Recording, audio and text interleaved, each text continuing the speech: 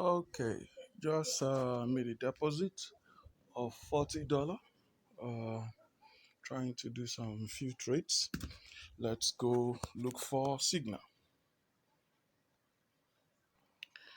Okay, I just placed a trade for like 42%. Uh, let's see how fast it will be. Seems to be going up, but I'm pretty sure it should come down. Okay, that's my first profit, $13, 43%. Okay. I still have a few more trades to do, like maybe just three, and then I'll stop. I'll be right back.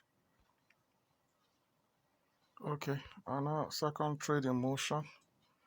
Let's see how fast this will be for the second trade. Uh, Sorry, I need to show this again. I may have to pause and I'll be right back when it's done. Okay, I'll be pausing.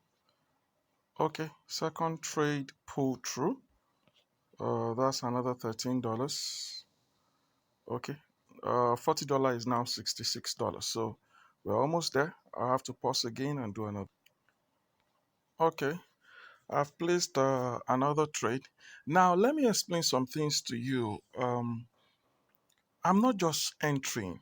I already have my signal, my direction, so I'm flowing with that. And it is not all the time that I get to be right.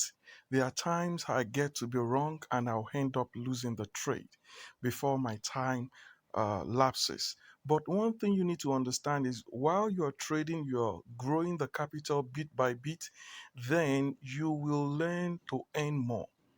Now you may be losing. You can see I've done like three trades. I've won them. That's 120% profits. Now you may be winning and losing, but you see the percentage of losing should be lesser compared to the percentage of winning. This is as a result of training. I started with $40, now I have almost $80. That's 100%. And I was trading with $30. So I would like to do one more trade for my profit to be like $50 and then I'll make some withdrawal.